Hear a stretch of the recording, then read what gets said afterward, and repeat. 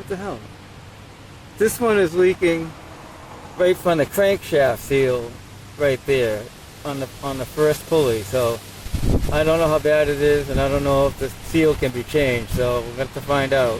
But I got the scooter back together. It has compression now, and it does run. Let me start it up for you.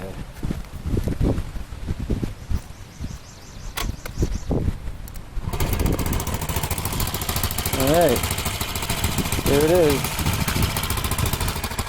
It sounds pretty good. It's too bad it's leaking. I succeeded in changing the engine, but unfortunately the engine has a problem with the leak.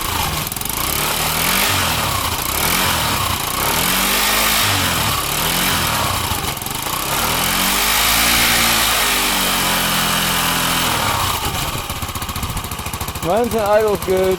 The charging system is working.